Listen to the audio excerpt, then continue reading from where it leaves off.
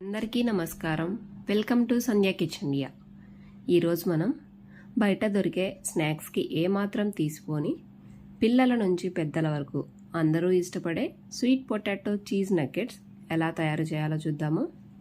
ఈ నగ్గెట్స్ బయట క్రిస్పీగా లోపల చీజ్ మెల్ట్ అవుతూ ఒక్కసారి తింటే మళ్ళీ మళ్ళీ చేయాలనిపించి తినాలనిపించేంత టేస్టీగా ఉంటాయండి. మరి ఇక ఆలస్యం చేయకుండా రెసిపీని మొదలెడదామా?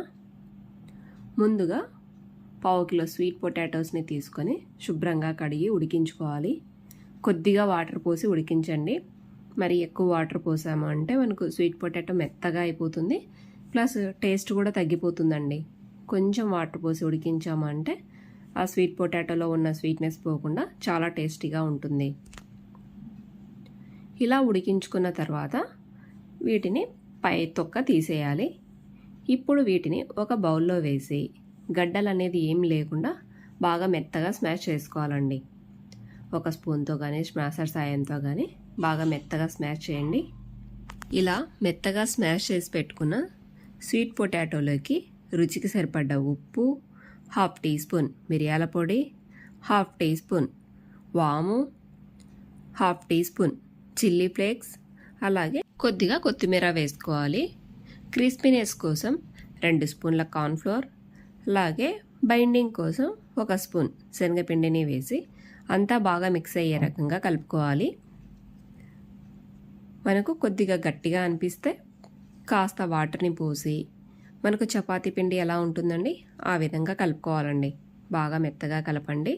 స్వీట్ పొటాటో మరీ మెత్తగా ఉడికించాము అంటే మనకు కార్న్ఫ్లోర్ అనేది ఎక్కువగా పడుతుందండి. లేదు మనం పొటాటోని గట్టిగా ఉడికించుకున్నాము అంటే మనం కలిపేటప్పుడు కొంచెం వాటర్ని స్ప్రింకిల్ చేసుకుంటూ కలపండి. దీనికి మనకు చీజ్, మోజరెల్లా చీజ్ కావాలండి, డైస్డ్ ఉన్నవి. ఇప్పుడు చేతికి కొద్దిగా నూనెను రాసుకొని కొద్దిగా పిండి మిశ్రమాన్ని తీసుకోవాలి. మధ్యలో చీజ్ క్యూబ్స్ని పెట్టి అన్ని వైపులా బాగా మూసేయాలి. ఇలా మీకు నచ్చిన ఆకారంలో నగ్గెట్స్ తయారు చేసుకోవచ్చండి. ఇలా రౌండ్గా అయినా చేసుకోవచ్చు, లేదంటే బుల్లెట్ ఆకారంలో అయినా చేసుకోవచ్చు. ఇలా అన్నీ చేసి పెట్టుకున్న తర్వాత స్టవ్ పై ప్యాన్ పెట్టి హీట్ అయ్యాక కొద్దిగా బటర్ కానీ లేదంటే నెయ్యి కానీ వేసి వీటిని మంటని లో ఫ్లేమ్లో పెట్టి అన్ని వైపులా కూడా గోల్డెన్ బ్రౌన్ కలర్ వచ్చే వరకు ఫ్రై చేసుకోవాలి. ఇలా చేస్తేనే మనకు కరకరలాడే టెక్స్చర్ వస్తుందండి. మనకి ఇంకా క్రిస్పీగా కావాలి అనుకుంటే బ్రెడ్ క్రమ్స్లో రోల్ చేసైనా కాల్చుకోవచ్చండి. ఇలా అన్ని నగ్గెట్స్ని ఇదే విధంగా తయారు చేసుకొని 5 నుంచి 10 నిమిషాల పాటు మంటని లో ఫ్లేమ్లో పెట్టి గోల్డెన్ కలర్ వచ్చే వరకు కాల్చుకుంటే సరిపోతుంది. అదే ఎయిర్ ఫ్రైయర్లో అయినా కూడా మనం 180 డిగ్రీస్ దగ్గర 10 మినిట్స్ పాటు బేక్ చేసుకుంటే సరిపోతుంది. ఎయిర్ ఫ్రైయర్ లేకపోతే ఇలా ప్యాన్ పైన అయినా చేసుకోవచ్చండి.